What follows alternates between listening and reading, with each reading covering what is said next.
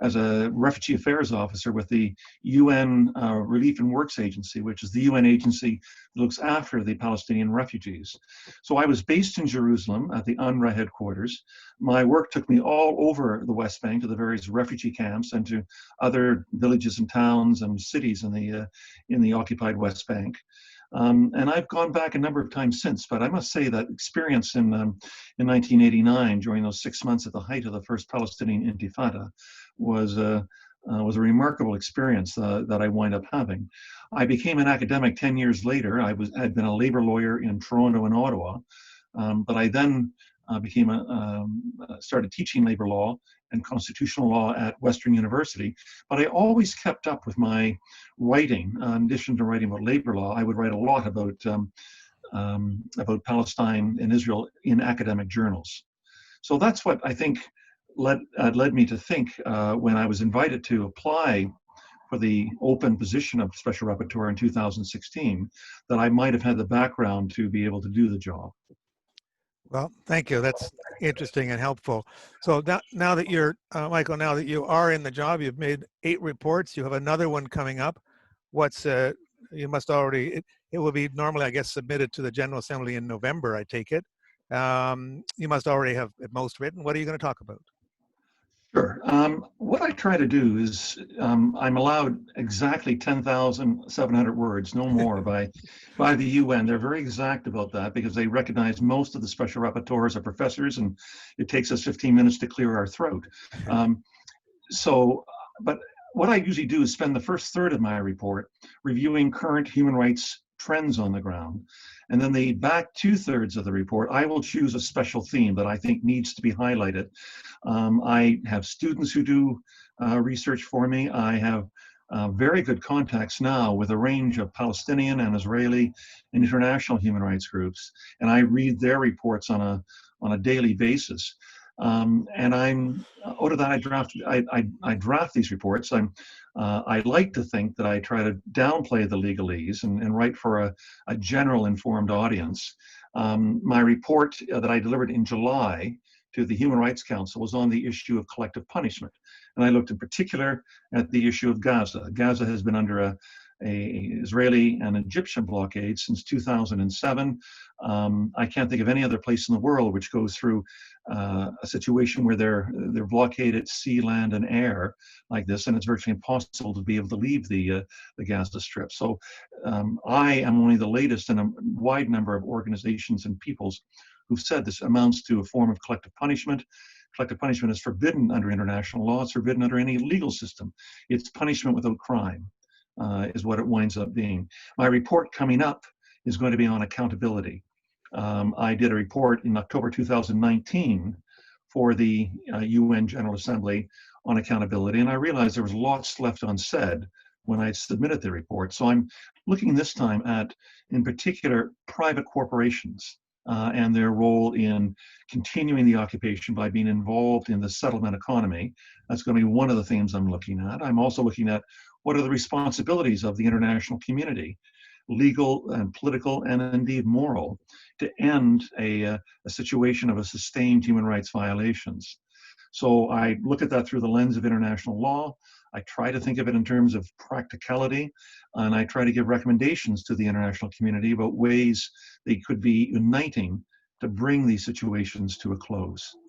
Very interesting, David. What a challenge, Michael, what a challenge you have to put that in 10,700 words of non-legal text. Yeah.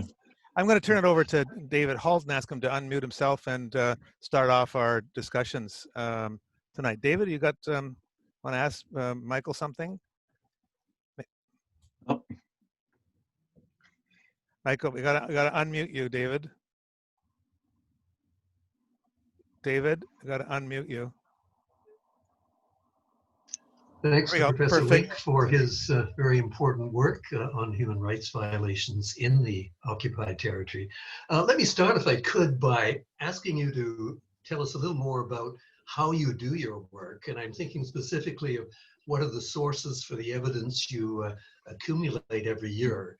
And specifically, are you significantly handicapped by the fact that Israel bars you from actually going to Israel personally? Yeah. Great questions. You know, I should say that first of all, I keep my full-time job. I'm a law professor full-time. The work that I do for the UN is voluntary and unpaid, but it amounts to about 3 months of work each year. My work is gathered. The evidence I gather is through reports that are done by Israeli, Palestinian, and international civil society organizations, by publications coming from Israeli and Palestinian newspapers, and by interviewing diplomats, foreign affairs ministers, ministries. I try to get a wide source of information. I also look obviously at the academic literature as well with respect to this. What I'm trying to do as a lawyer is to say, well, what does international law wind up requiring? So I mentioned to you a few minutes ago, my most recent report was on collective punishment. And there has been a fair amount written on the aspect of collective punishment, particularly under international humanitarian law and the laws of occupation. So I use those formats, I read respected scholars in the area, and then I combine that with the evidence that I'm finding, either on, for example, on Gaza. I look at the impact that the international community, particularly UN agencies, have said that the economic, social, health impact that the 13-year-old blockade has had on Gaza. You've mentioned quite correctly, I'm not allowed to go to Israel or to the occupied territories. Each year I make a request to Israel to be able to visit. Each year I hear nothing. And I'm not the only person. My prior two predecessors were not allowed to go to Israel either. So in pre-COVID days, I would travel to Amman, Jordan every year, and UN officials and human rights organizations would come across the Jordan River and meet me in Amman, and I'd be in a hotel for a week, meeting them, taking evidence, receiving their reports, asking them probing questions. So it's not plan A, it's not going to see this with my own eyes, but it's a pretty good plan B, in the sense that this is probably the best documented international conflict in the world today.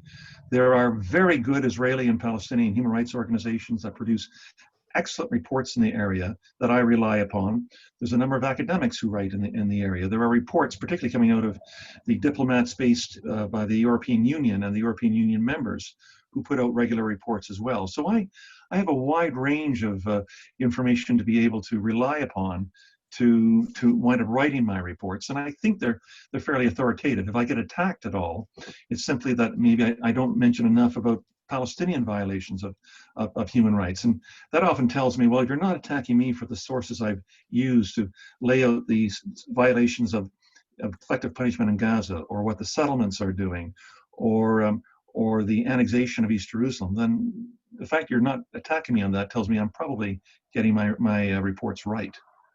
So not only does Israel bar you from going there and not provide any information, but I gather from reading one of your reports that they actively try to silence any kind of humanitarian and human rights operation that has anything to do with Israel.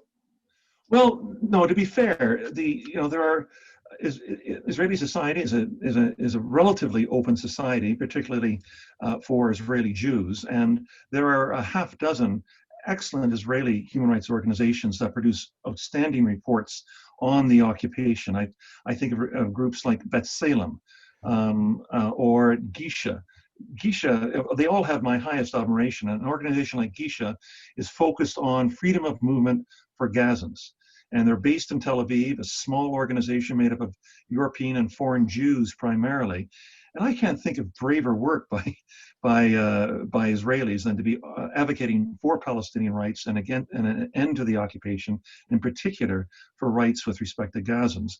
And there is some freedom of movement with respect to Palestinian organizations as well. But I've got to say, they face a great deal of hostility coming from the Israeli government. It's mostly, defamatory attacks on their work, who they get their money from.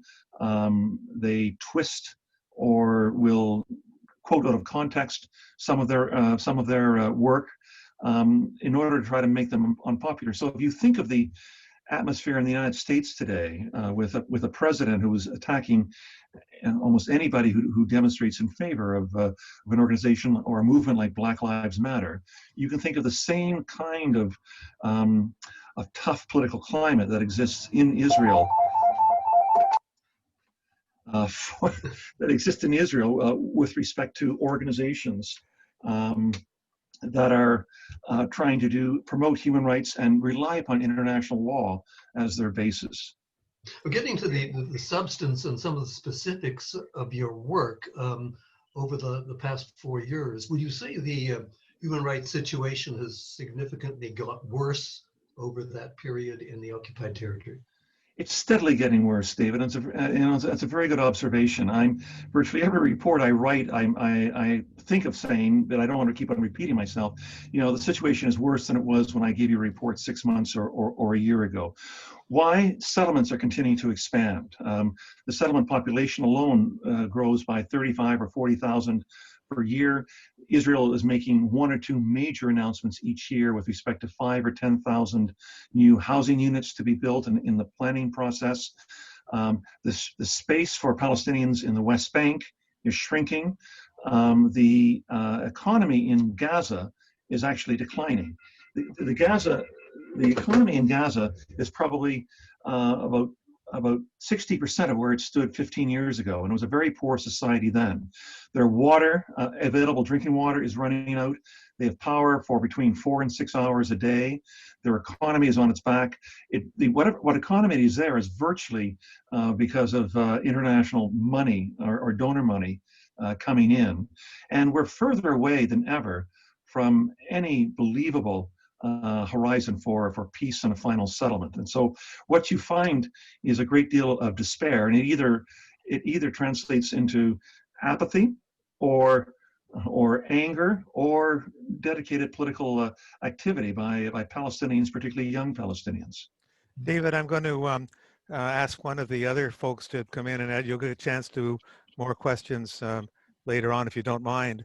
One Sure. thing, I'll ask Iman in a second, but Michael, you said something there that I think is important to note, that this ongoing, first of all, house demolitions and then construction, a lot of Canadians tend to use the word or think that the peace process is stuck in a status quo, where in fact it's not status quo. It's continually, it's a bit like tectonic plates. It moves every time. It just moves more and more and more, and you demonstrated that eloquently. Iman, sorry, David or Michael, and then Iman. Michael? No, all I was going to say is, you're right. There is no status or photo or snapshot of the situation in the occupied Palestinian territories. It is always moving. It's always fluid. If there's no huge third Palestinian Intifada, in large part, it's because of such extensive the Israeli ability to be able to control the Palestinian population, and particularly its movement. But things, as I said to David, are getting steadily worse. Right. Iman, over to you. Yeah, thanks, Peter. So, Michael, you were saying that the human rights abuses that you're reporting on are only getting worse. So, I'm wondering, would at least the reports that you're producing create more international actions towards improving the current human rights situation in Palestine? I'd like to think they do. It's a little bit like making a report as a journalist, and it goes out there, and you don't always have control or knowledge of who's reading it, who's getting motivated to do something with respect to that. But my reports, I know, get read by a number of foreign ministries. They certainly get read by European and a number of other embassies and consulates in Jerusalem and Ramallah. They are read, I know, because I'm constantly in conversation with civil society organizations, Israeli-Palestinian International. Academics regularly quote my reports. My reports, I know, are quoted by the General Assembly in their resolutions. My reports have been relied upon by the Chief Prosecutor at the International Criminal Court as well. So I know I'm having some impact with respect to this.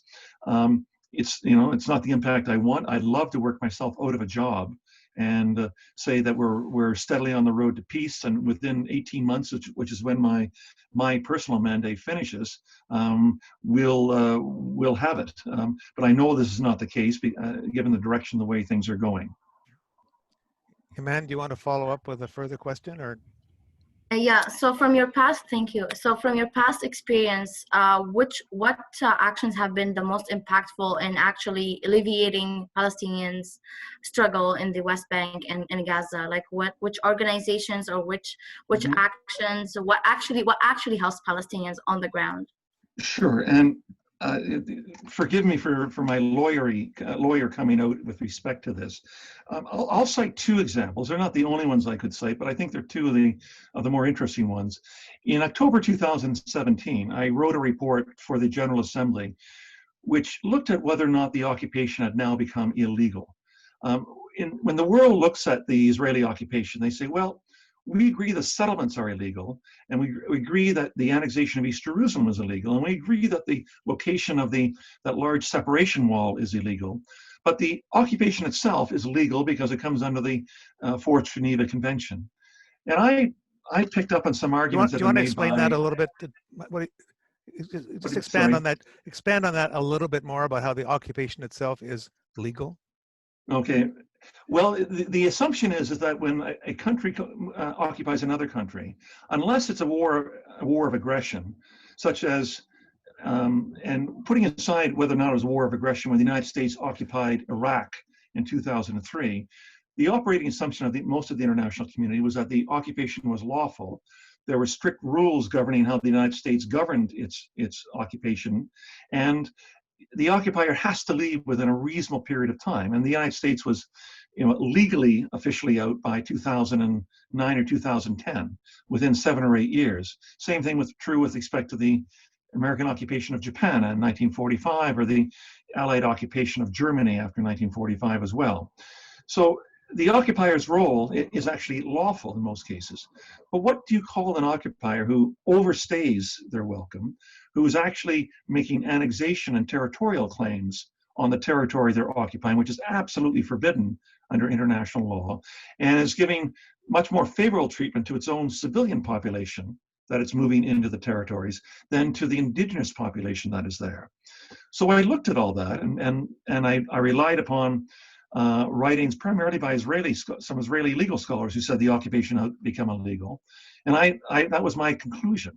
And what I've been doing since with that is trying to urge the UN General Assembly to make a reference for an advisory opinion to the International Criminal Court, the highest judicial body in the world, to make a ruling on whether or not the occupation has actually become illegal. And there's, I think, considerable interest arising from that.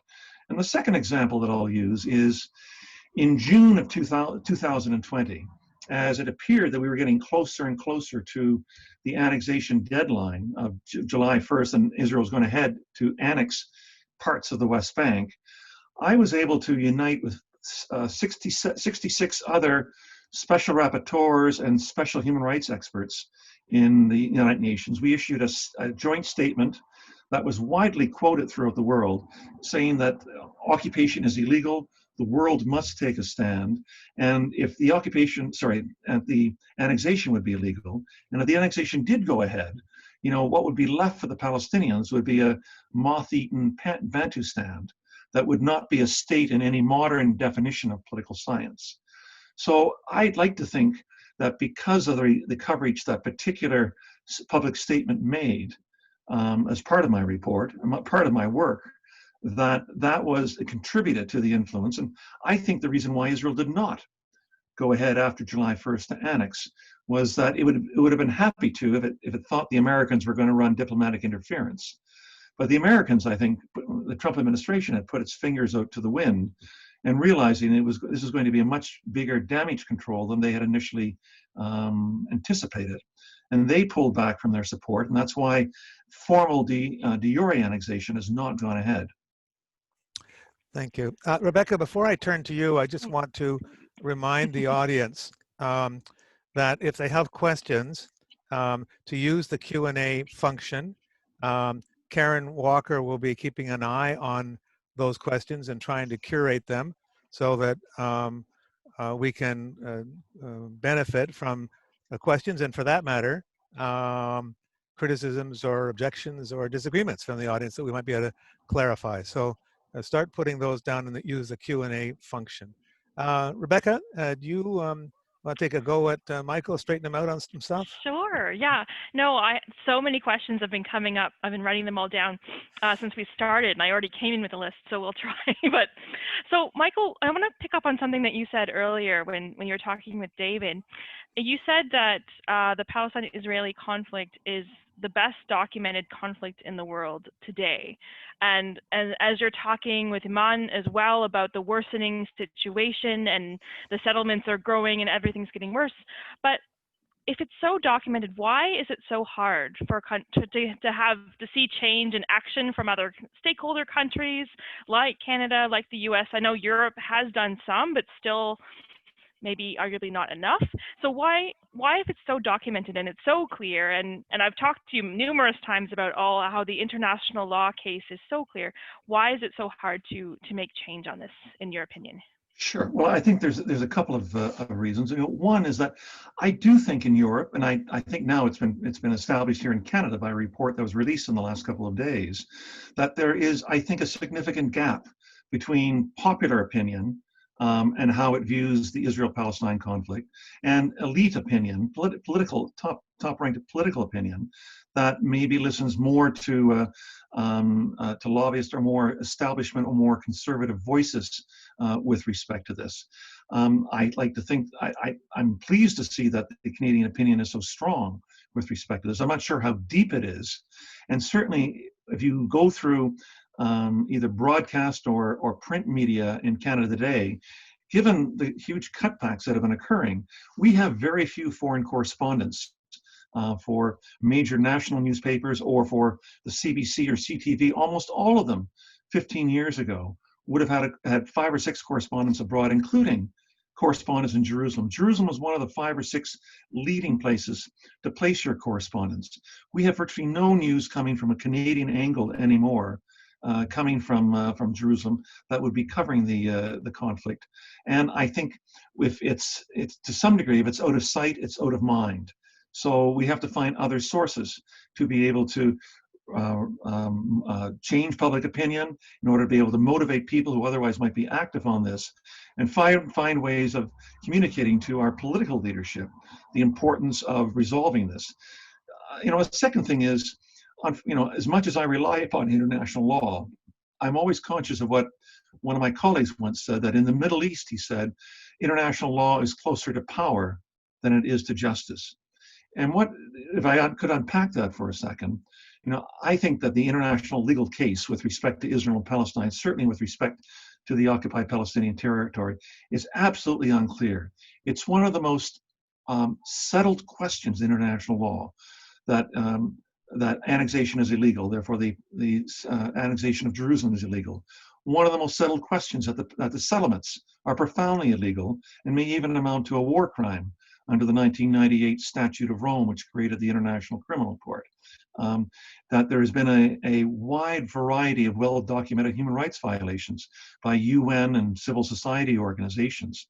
So, sometimes I feel like I'm back in the 1930s and at the end of the Weimar Republic and the beginning of the much darker days ahead. The world knew what was going on, and it either felt apathetic or paralyzed or frightened by the forces that were there. Obviously, we're talking about Israel and the Palestinian territories, a much smaller issue then, but it's the same sense of feeling of seeing what's going on in front of your eyes, because it's very easy by using the internet to be able to lay your hands within an hour of many accomplished human rights reports on what is going on. And yet there isn't a mobilized public opinion yet in Canada to be able to change our government's opinion. We are among the most conservative of governments in the country, in the world, when it comes to UN voting record on Israel and Palestine. Canada, by and large, in the beginning of the Harper years and with virtually no change in the Justin Trudeau years, has voted against virtually every single UN resolution in the General Assembly dealing with Israel and Palestine.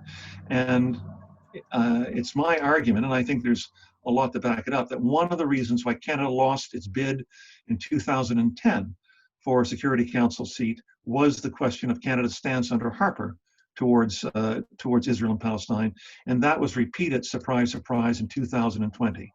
And the evidence I'd suggest for that is that a week before the vote on the Security Council new seats coming from Europe and other in the middle of June, the Canadian ambassador to the UN sent out a letter, a very detailed letter, to all national missions to the United Nations in New York, trying to explain Canada's very sorry position on Israel and Palestine. And I don't think he would have done that. I don't think Foreign Affairs would have let that, given a green light to that letter, unless it thought it was now in trouble and it was receiving a number of tough questions from other countries with respect to our role. So there's two bids in a row, the only two bids we ever lost.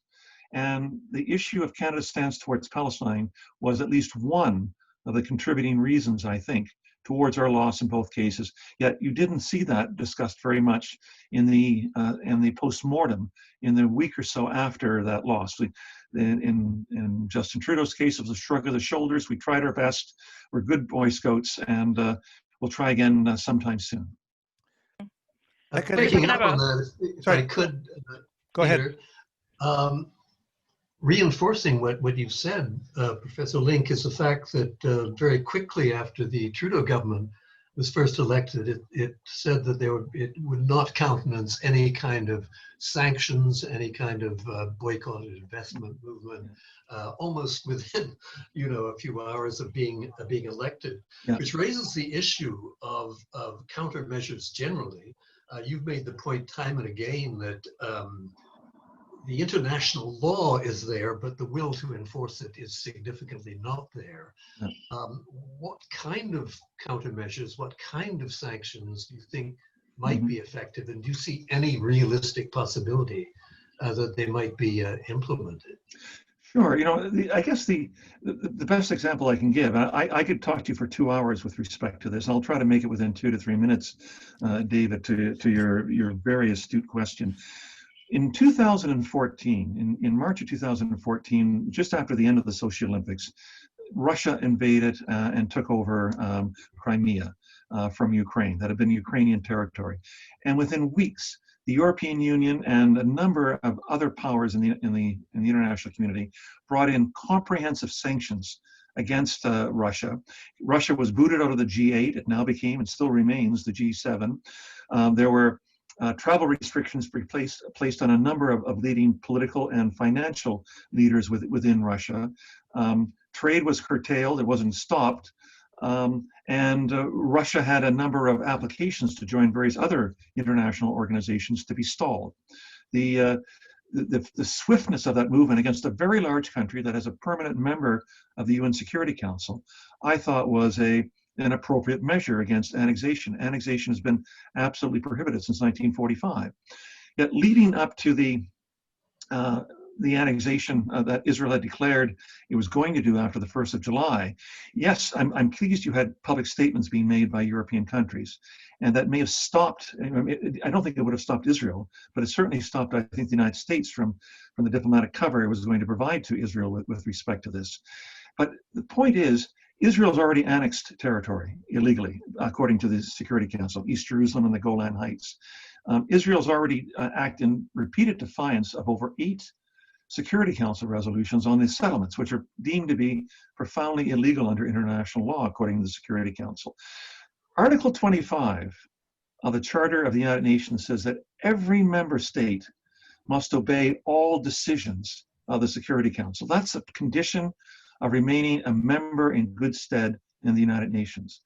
Israel has continually refused to accept international direction. It has continually defied international law on all of this, and yet there's virtually there's no cost to Israel for doing so.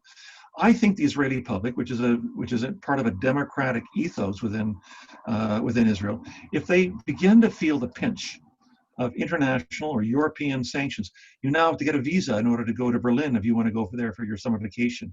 we now are not going to buy, we're going to ban not only settlement goods from coming into the international market, but we'll impose sanctions on any companies that finance industries in the occupied territories. If there were the beginning of economic shots across the bow, because sanctions have long been used in international law in the last 75 years to enforce human rights issues around the world. Israel should be no exception with respect to that. It shouldn't have the ethos of being able to belong to the Western democratic family of nations, as long as it's keeping another nation, another country, or would-be country, under occupation with no genuine horizon for independence available. Michael, I now see that we have a number of questions lined up. Rebecca, I'm going to give you one more kick at the can here, but I'm going to remind, I see a couple of people have raised hands. Now, I have to admit to professional incompetence. I don't know what to do with the raised hand. So if you have a question or an issue, please put it in the chat. I know how to get there. I will take a look at that and see if I can deal with the raised hand. So I apologize in advance. There are a couple of people who've raised hand. Rebecca, did you have you said you had lots of questions. You got another one before we turn to the audience? I do, yeah. No, I have kind of a follow-up of what my previous question. I think it also links to the question that David also had.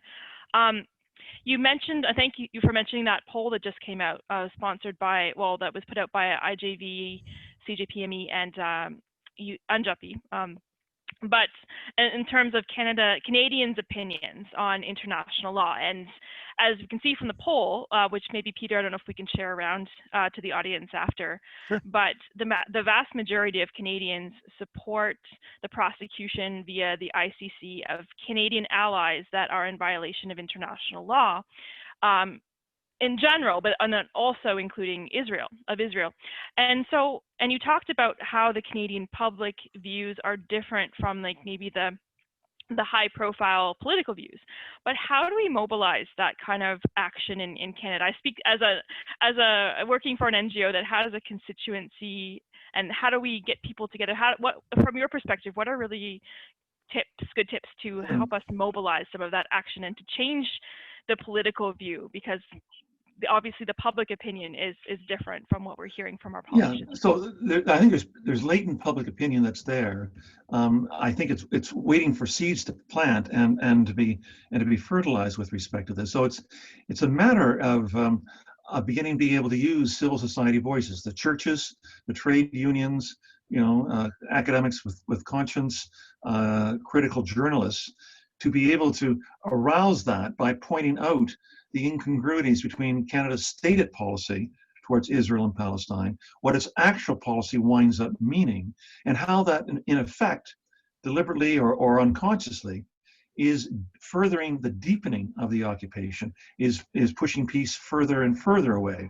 As Canadians, I think we have to be concerned about I guess, our government's direction. A good example of that would be in the renewal of the free trade agreement that we signed and came into effect in July of 2019. We continued the practice of treating the occupied territories, including the Israeli settlements, as part of Israel for the purposes of allowing Israeli goods and services to enter into the Canadian market tariff-free. Those goods should not be entering into our market at all. Those goods are being produced as a consequence of war crimes.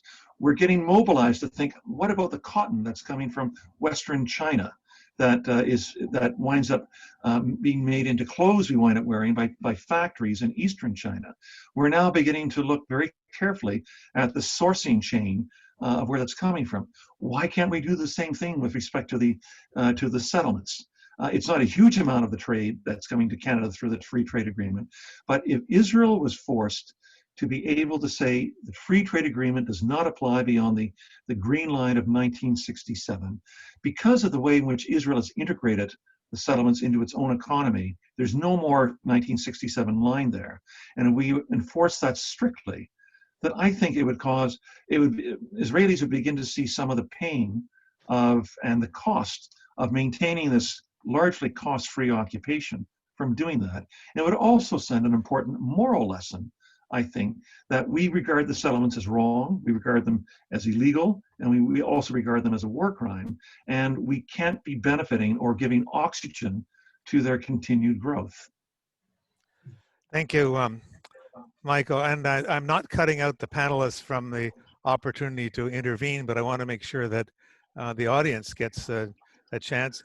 Karen, do you want to unmute yourself and give us a sample of some of the questions that might want to be posed to? And I see someone has raised a hand again. I again suggest go on the chat function. I'll try to deal with that, as I don't know how to deal with raised hands. But Karen, give us a sample of some of the questions that you've received.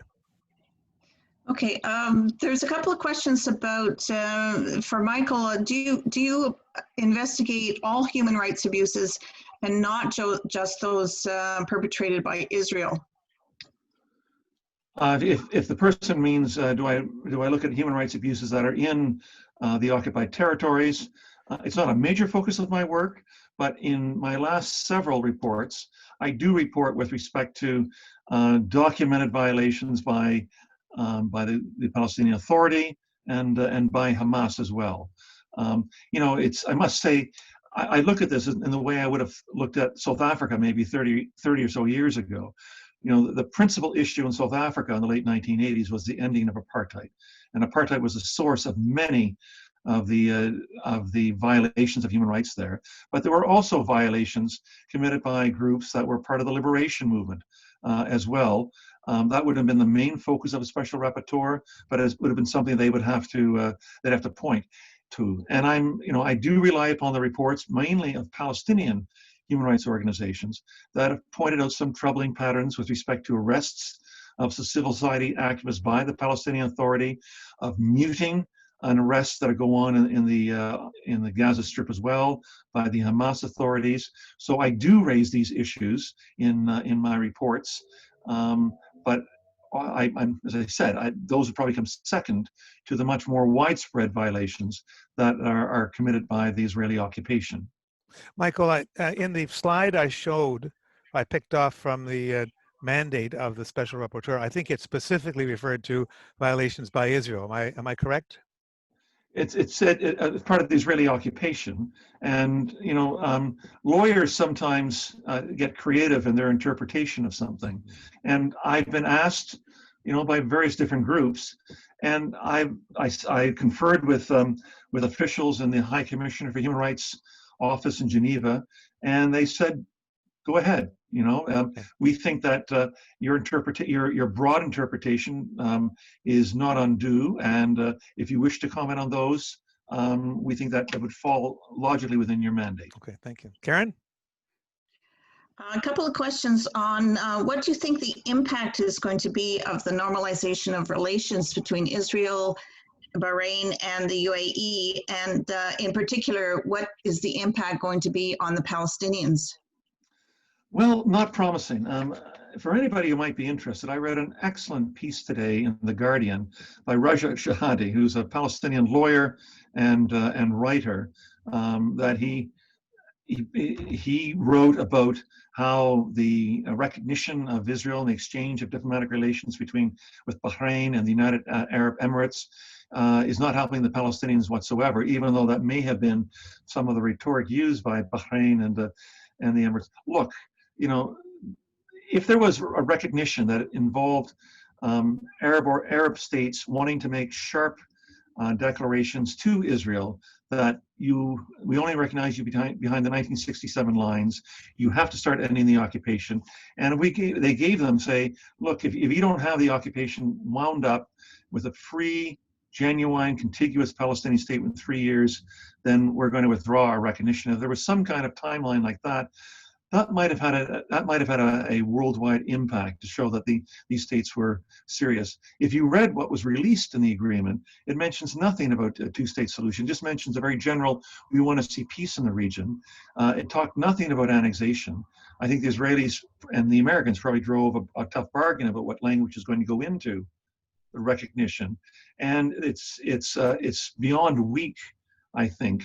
The actual agreement that was there. When you look at either the Egyptian agreement with Israel in 1979 or the Jordanian agreement in 1994, they actually made significant references to international law. They took international law serious in those days. I think that both countries are disappointed with respect to how Israel has continued to deepen the occupation since then. But at least those treaties which led to diplomatic relations were based on a solid common legal basis that's recognized by the international community. I didn't see any of that in what was released yesterday following the signing in Washington. Michael, I read recently that Israel has insisted that the Palestinians recognize Israel as a Jewish state, but that these agreements made no mention of that. Is that correct? That's correct. You know, when Egypt recognized Israel in 1979 and exchanged ambassadors, Egypt did not recognize Israel as a Jewish state. They recognized it as Israel. Ditto with respect to Jordan in 1994. Ditto with these two states, with Bahrain and the United Arab Emirates in 2020. The only recognition that Israel is looking for as a Jewish state is from the Palestinians. I don't recall if there's any other state that has diplomatic relations with Israel where it recognizes it as formally as the Jewish state.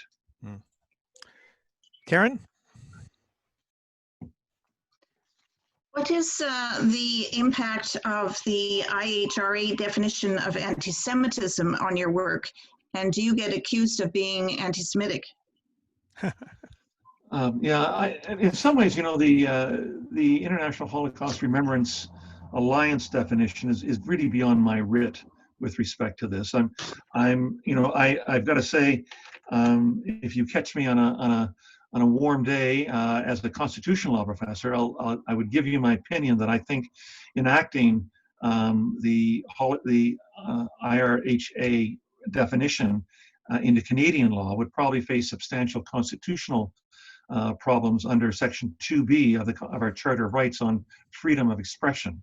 And that's why I think when the Trudeau government endorsed the definition in June of 2019, it simply stated as a policy statement. It didn't enact it into law. And I think it knew that in law, it would probably receive, it would be challenged and probably would be unsuccessful in the courts based on a constitutional challenge.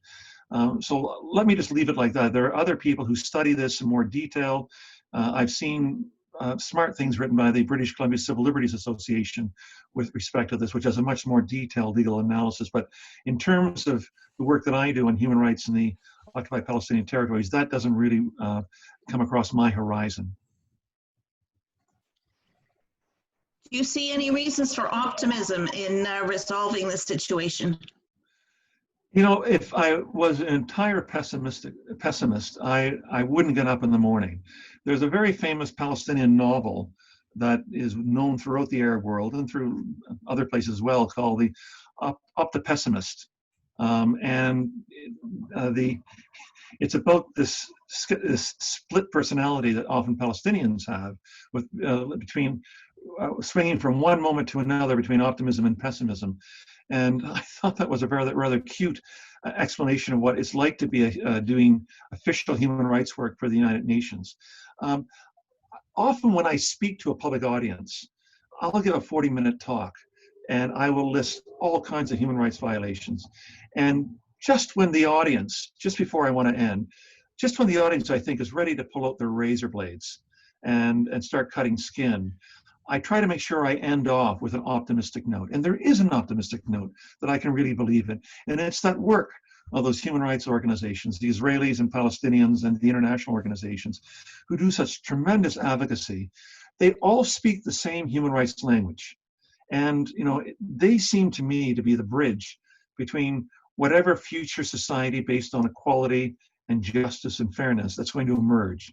Because, you know, the way I see it, there are more than 6.5 million Israeli Jews and more than 6.5 million Palestinian Arabs, Christian and Muslim, who live between the Jordan River and the Mediterranean Sea. Neither group is going anywhere. And the only way they're going to be able to live in prosperity and harmony is by living in equality and justice. And if that's going to be a genuine two-state solution, I'm all for it. If it's going to be a one state, one vote solution, where they work out their differences and they figure a political structure and a judicial structure that's going to work for them, all power to them as well. But that's what I see as the future, because, you know, this degree of injustice, you know, here we are dealing with a 20th century colonial issue well into the 21st century. I can't think of that many other burning issues from 50 and 70 years ago that are still on the world's agenda. The Israeli-Palestinian conflict is the most international of international conflicts. The UN has been overseeing this since 1947. It inherited the problem from the League of Nations. It made a decisive decision to partition Palestine, a very small country, in 1947, and we've been living with the consequences ever since. The UN has set up the UNRWA, which now cares for over 5 million Palestinian refugees in the region. The UN has been the diplomatic cockpit that has, where the world gathers whenever there's another flare-up or major crisis in the Middle East. It devotes a significant amount of energy and diplomatic oxygen to the Israeli-Palestinian conflict. And the world, I'm sure, would like to see a just solution. And this is not as complicated as sometimes it's made out to be. Sometimes people say, well, it can never get resolved. Ancient hatreds, people who are incompatible with each other living on the same soil. I don't believe any of that. This is really, in its essence, a story of human rights or the lack thereof. And what is the main struggle there is for the recognition of human rights, both individual and collective. And it's a very simple source, which is denying the recognition and application of those human rights. And once that's done, you know, then I think there'll be a lot of tension and a lot of stress released from that region, and then they can then figure out in a judicious and democratic fashion how to wind up living together. Thank you. I have a couple of questions for David. One is his comments on the CBC policy not to use the word Palestine. And the second one is there seems to be a lack of reporting in the Canadian media about the situation, human rights situation in the occupied territories, and what can be done about that? Well, let me say for a start that you're dead right on the lack of reporting on what's actually going on in the occupied territory. Professor Lynk mentioned the fact that this is a hugely documented conflict among experts and among concerned groups, but for the average Canadian looking at the media, there's a tremendous paucity of news of what's going on and the violations that are actually happening in the West Bank and Gaza. And I read the English edition of Haaretz, which is a wonderful Israeli newspaper, which almost every day there are some reports of an olive grove being seized by people being evicted from their homes, attacks by settlers on Palestinians, and so on. Every day, if you read Haaretz, we don't read any of those in the Canadian media. And unfortunately, I think a lot of the Canadian media has succumbed to pressure from the Israeli lobby not to sort of go hard on this issue. Pressure is often put on employers. The CBC, for example, has been very wary over the last 2 or 3 years about basically chronicling what's going on in the West Bank, even when they had a bureau, which they no longer have in Jerusalem. The story was basically 5 or 10 minutes down the road, if that, but there was a tremendous lack of coverage of what was going on. So I don't know what you can do about it. It's a pressure issue. The Israeli community, which has played such an important and enriching part of Canadian life, is justified to lobby as hard as it can for its cause. But unfortunately, there's no kind of Palestinian counterweight. There's virtually no effective, correct me if I'm wrong, Professor Lynk, there's basically no effective Palestinian lobby here in Canada. Karen, was there another question of David? It was just about what the CBC policy not to use the word Palestine. Oh, right. Yeah. Are you familiar with that, David? Yeah. I've been retired from the CBC for 15 years now, so I'm not up to speed with their latest sort of policy and deliberations on what they can say. Or I do know that there was a long debate even on the occupied territories, and I remember when I was still working for the CBC, someone said, well, should we even use that term? And I said, of course we should do this term. I mean, this is occupied territory under any definition of the Geneva Conventions or whatever. So, but I can't specifically refer to what you're asking me about. I didn't know that they hadn't, that they banned the use of the word Palestinian, Palestine. It was Palestine, David. There was I think the Current in August, a month ago, had been interviewing an American graphic artist, Joe Sacco, and he has several books, excellent books. He's among the foremost political commentators using the graphic novel form, and one of his books is actually called Palestine. So when he was introduced to be interviewed on the Current, they listed his books. He has one on Bosnia, one on Serbia, and on Palestine.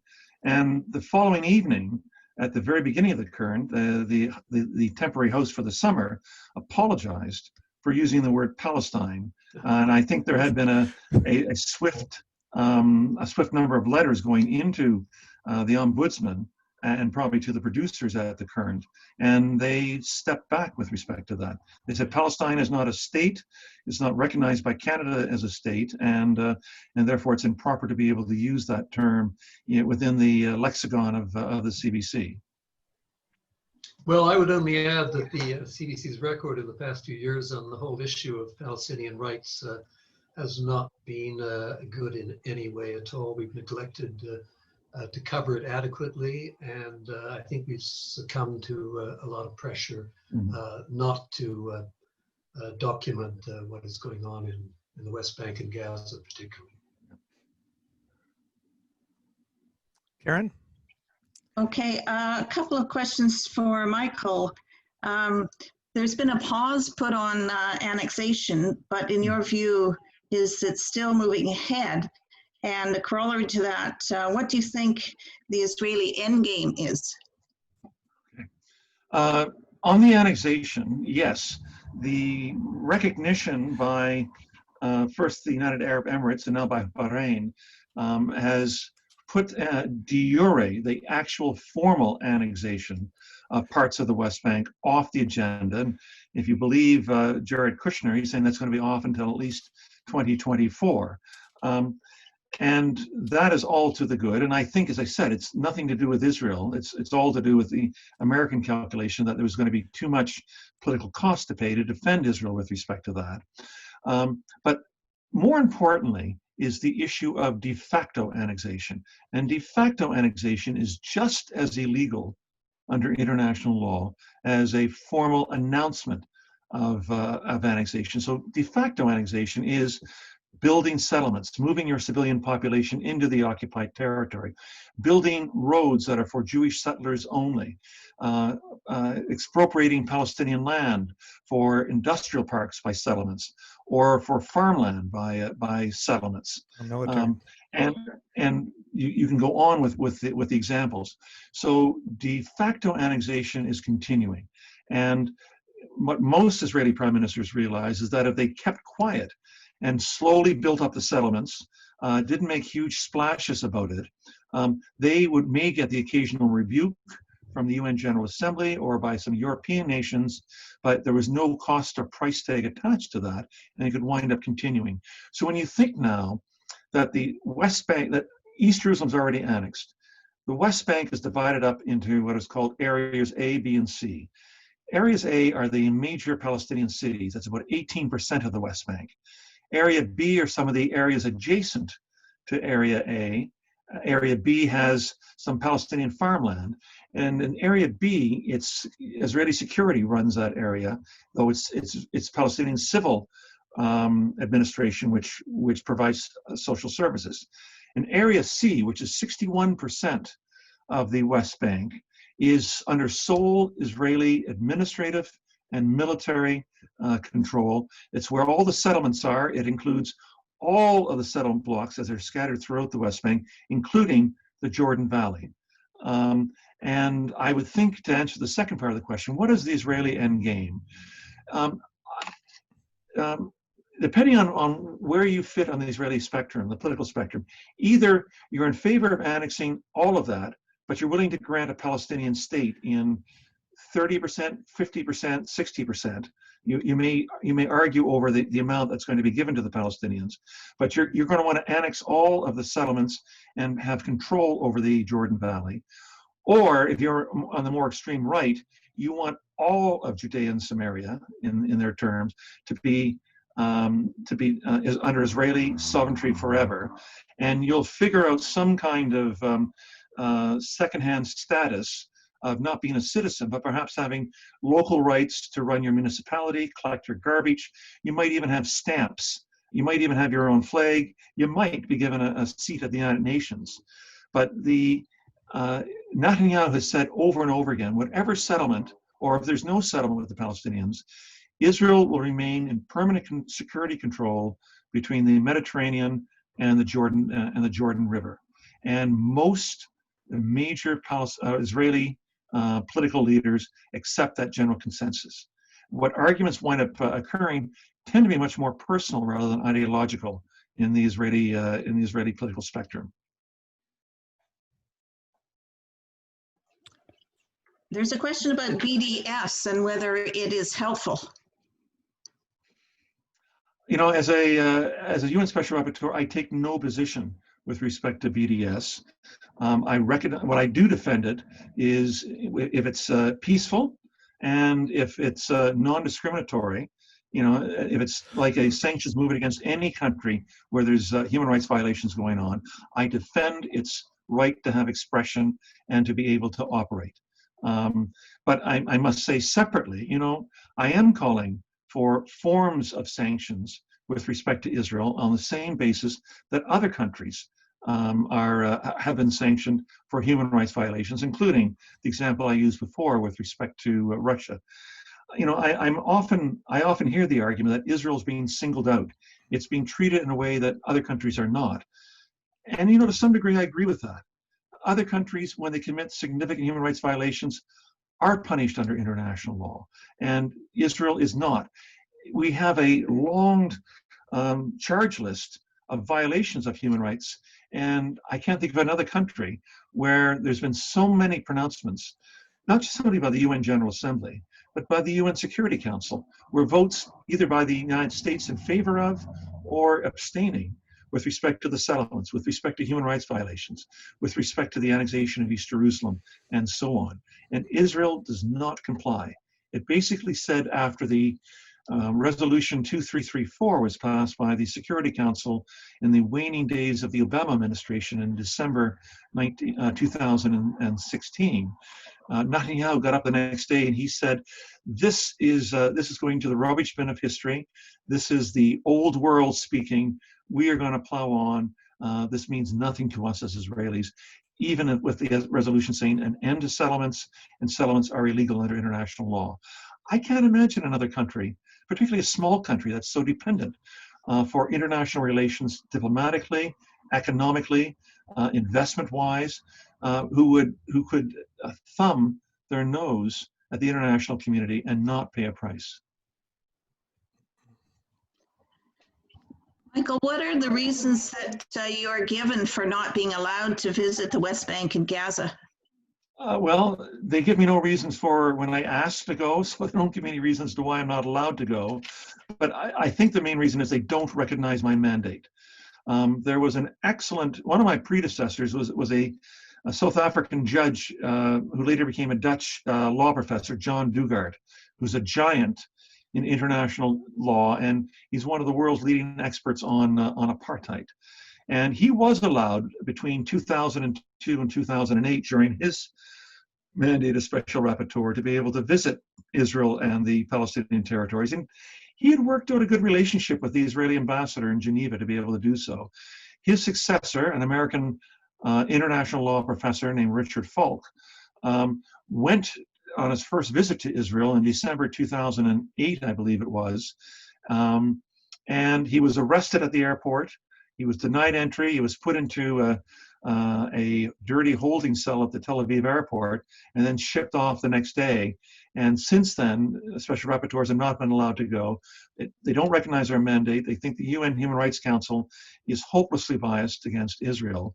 And they do not participate with respect to this. When I issue them letters, either signed by myself or signed by other special rapporteurs on asking questions with respect to allegations of human rights violations, they will answer the other special rapporteurs who signed the letter. They won't answer me. Michael, just to pursue that for a second, it's an easy question for me to ask because I'm not the one to be facing a holding cell. But what would happen? What do you think would be the political consequences were you to get on a plane in Toronto and go to, apart from COVID where things are different, wouldn't that up the ante, make it more difficult for Israel? I don't think so. For you. No, I don't think so. I don't think they'd have hesitation. They may not even allow me on the plane in the first place. So I don't think they would lose a moment's sleep by putting me in the same cell and then putting me on the next plane out the following day, assuming COVID was gone. If I ever tried to do that, that's not me. I wouldn't go and try to test the waters. I would want to have the official invitation. I would like to be able to meet Israeli political and diplomatic decision makers. I'd like to be able to understand their point of view with regards to this. I've read, of course, a fair amount of Israeli official writing on international law and their defense of their occupation. And I think I have a good handle on that. But I'd like to be able to ask some specific questions on patterns of violation and how they see that. Well, they also see themselves as being the only democracy in the Middle East. So those would be questions I would sincerely like to be able to investigate. My mind might change in some things. They may have good arguments in some areas that I haven't thought of or haven't been put to me. I came into this job position 4.5 years ago with an open mind. I didn't come in with an empty mind. I had read a lot. I knew a lot about the situation. But I'm, as any good lawyer ought to be, I'm always willing to change my mind. The facts change, my mind changes too. But that I'm not there as well. There is a special committee that has been set up by the General Assembly on Palestine, made up of ambassadors from 3 different countries. Annually, they're denied the right to go into Palestine as well. There have been tough days in the recent weeks for some UN officials in Palestine as to whether or not they're going to be able to continue to stay there. So I think we're seeing upping the ante as the situation continues to deteriorate for human rights. Okay, thank you. Michael, how much do you think movement on this issue, or lack of movement on this issue rather, is due to the belief held by some evangelical Christians, mostly in the US, that God favors the Jews as the chosen people and that this is all part of end of days? Look, it's not a powerful argument, but it's certainly a powerful movement. If you believe statistics with respect to evangelicals, particularly those in the South and Midwest, they form an extremely powerful voting bloc that is almost uniformly Republican, and they're the principal movement outside of the sort of the organized American Jewish movement who support Israel right or wrong in these. So the money they can raise, the votes that they can mobilize, the direct support they wind up offering Israel is not to be underestimated. We have, Christian Zionists in Canada as well, not nearly as well mobilized, not nearly the same power in this country, and they're much more geographically located than they would be in the United States. But one should never, when they think of the organizations that wind up moving public opinion in favor of Israel in the United States, they're often overlooked, and they should not be underestimated with respect to their influence, particularly in a number of red states. The use of the term Israeli-Palestinian conflict is there not another way to talk about the situation without the implication that there's some kind of equality between the two parties? It's a very good question. It's one that I've been reprimanded myself, and I think there's good thought behind it. What I'm increasingly moving my vocabulary to is the Israeli occupation of Palestine, and I find that to be obviously much more accurate. In fact, it's more accurate in international law. It's accurate in the political circumstances that are there. And you're right. When we use the term, and I still occasionally use it, Israeli-Palestinian conflict. We know what that means, but it's always the assumption that the parties are somehow symmetrical in their diplomatic or economic or military power. And it's not. I mean, there's a huge disparity in power in all of those areas between Israel and Palestine, which is why this occupation is in one way so sustainable, and why it's likely to continue without decisive international intervention for many years to come. Rebecca, did you have a question you wanted to ask there? Yeah, I just wanted to know, Michael, if I can follow up from the previous question. So this is a question I had based on when I was talking to my colleagues and partners getting ready for this call.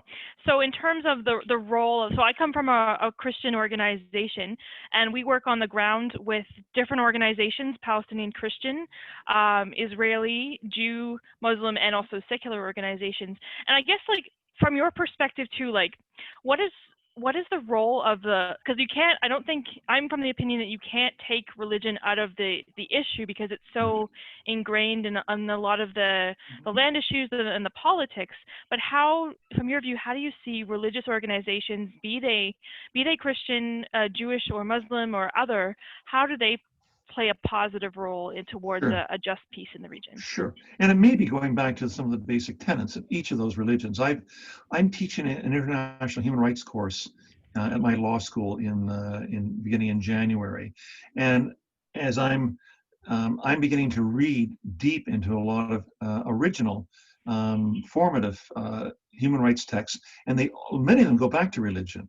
Many of them talk about the moral principles that have been developed in each of the major Abraham religions, for example, and those religious organizations that are active on social justice issues today, you know, obviously when I have long conversations with them, they always go back for their own backing, for their own worldview, to these primary principles that motivate their faith, motivate their sense of what they owe to others and what they owe to the larger community, and motivate them with respect to trying to show goodness and fairness and, above all, justice in this world. So when I speak with religious groups, those are always the common themes I'm working on as I try to increase my understanding of, you know, these same principles that wind up motivating those to want to get involved with respect to this. But, you know, at the end of the day, me with my words of international law, and someone like you, Rebecca, with your words with respect to the principles of justice in your Christian faith, you know, there's very little daylight between what I'm saying and what you're saying with respect to this. And it's not only applied to Palestine, it be applied to our own society in Canada and to any other conflict where there's injustice anywhere in the world. Karen? Global Affairs has issued statements supporting the establishment of diplomatic relations between Israel, Bahrain, and UAE. Will this agreement affect Canada in any way, and what motives does Canada have to support this agreement?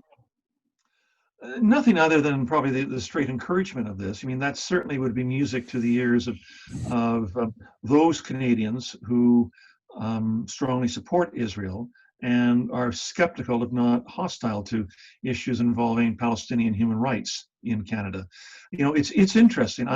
When I look back on statements made on the Foreign Affairs website at Global Canada from end of January, when the Peace to Prosperity plan, the Trump plan for peace, was announced, right through until July, the only statement that I saw on annexation was a comment made and a statement released by Foreign Minister Champagne commemorating the 6th anniversary of the Russian annexation of Crimea.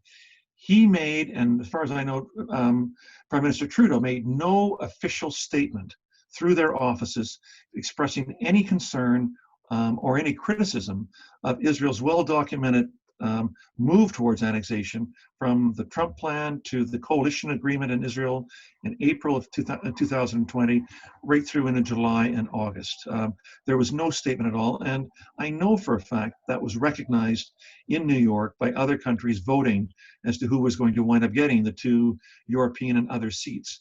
Keep in mind that with respect to that Security Council vote, Canada had many advantages going into that vote. It was a member of the G7, a member of the G20, a member of the Trans-Pacific Partnership, none of which were shared by Ireland and Norway, 2 relatively small European countries, one of 4.5 million, one 5.5 million. But both both Ireland and Norway had very good voting records and had actually given foreign aid money to Palestinians on human rights work in Palestine. So their particular position was recognized on that. So notwithstanding all of Canada's natural advantages going into that vote, they still wind up losing. And as I said, I think that was in part because of our stance on Palestine. Michael, you didn't mention that after a number of letters from various organizations urging Trudeau to condemn the annexation, letters from liberal Zionist organizations, some churches. There was a letter from a number of former senior diplomats. Finally, Trudeau did make a statement, but it didn't last very long, but he did make a statement.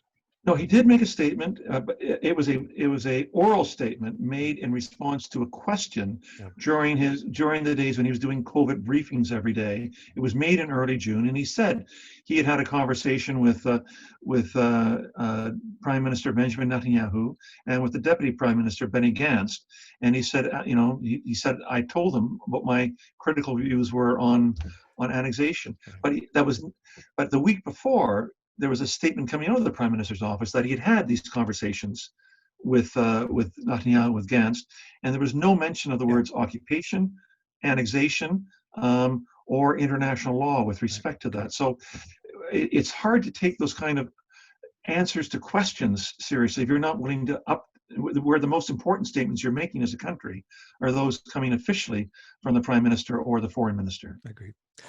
Karen, we're starting to get to our wind-up time. I think we have time for 2 more questions. So if you could pick ones that you think might be reflective of a number of questions that people asked, that would be very helpful.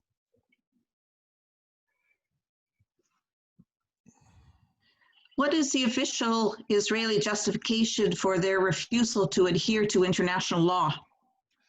Very good question. And again, I'll give you a 2-minute answer where a 2-hour answer would suffice. The 2-minute answer is this.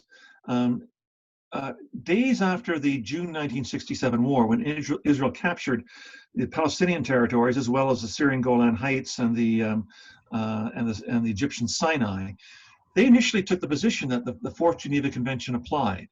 And Military Order Number 3 in June of 1967 confirmed that. But they changed their mind by August. By then, there had been a considerable number of debates going on in the Israeli cabinet.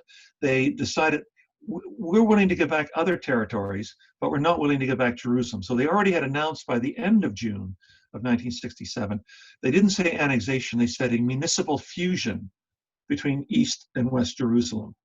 And there was a heated comment by Dean Rusk, the American Secretary of State, in the summer of 1967 at the UN, where he spoke with Israeli Foreign Minister Abba Eban, and he said, you had promised that you had no territorial ambitions on any of the territory that you've occupied 2 months ago. And according to Dean Rusk's autobiography, he shrugged. Abba Eban shrugged his shoulders and he said, "We've changed our mind."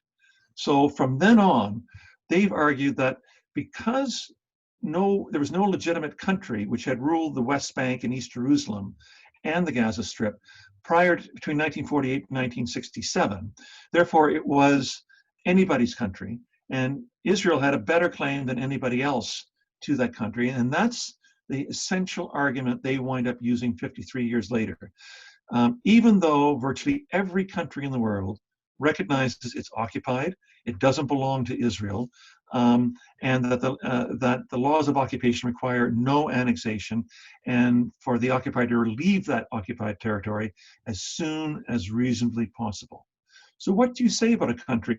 As I said to you earlier on, Japan was occupied for 10 years by the Americans, and then the Americans left. Western Germany was occupied officially until about 1955, 10 years, and then there was a different arrangement made by the Americans and the West Germans. Iraq was occupied for 8 or 9 years before the Americans officially left. This occupation has gone on for 53 years. No occupying country which in good faith is meaning to return the occupied land to the people, the sovereignty, would be there that long. So the world has kept on saying, well, maybe there is an inkling of good faith in what the Israelis are doing. You know, the good faith barometer has long since broken with respect to this. And the world is happy to hear Israeli commitments, stated commitments to two-state solution, without ever wanting to really investigate what they mean by a two-state solution. Thank you, Michael. Karen, I think we're going to have to leave it there. I know that I see there are 39 questions. We will keep a track of those, and if we can answer some of those in a written format afterwards, we'll be glad to do so. But we're getting very close to our time here, and I want to just come down to wind up.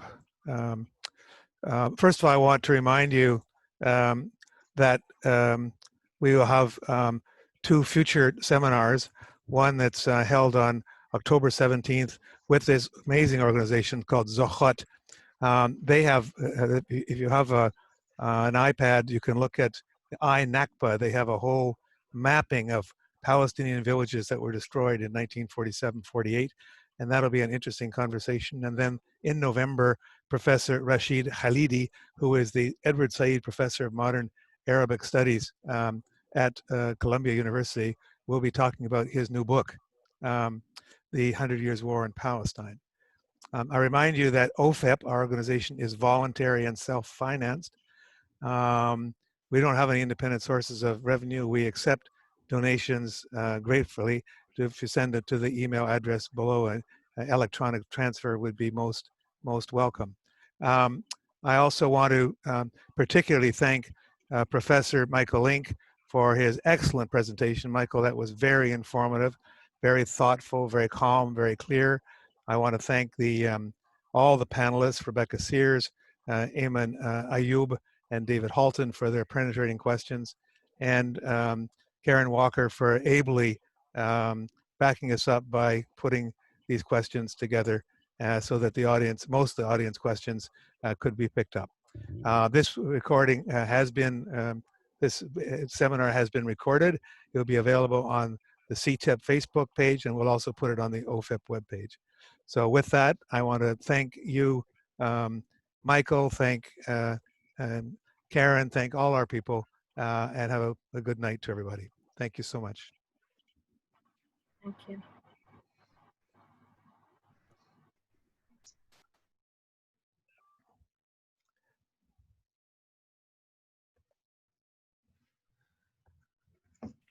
Thanks, Peter, as always. Thanks, Michael. David? David, you need to be unmuted. David Holt needs to be unmuted. Can't hear you. David, unmute yourself, David. You said something. Just reinforcing what Rebecca was saying, thanks to you and thanks to Michael for an extraordinarily thoughtful 90 minutes. I just hope that Professor Lynk could get a huge amount of more exposure to Canadian public opinion. Well, maybe we can convince him to come back sometime. So. Yeah, I'd love to see. Yeah, all those Mennonites that signed up. Yeah. Okay, we're There going. were a lot. We're going to stop here. Yeah, but listen, let me thank Peter for organizing this, but for the three of you for asking such great questions. I mean, I know some of them are fed to you, but you all had great original questions. And David, we met once before a long time ago. I was a friend of David, of Ian Watson, and I remember probably among your last years, no, it was when I was still living in Ottawa. So I left Ottawa 20 years ago, but I remember spending an afternoon with you and several others at a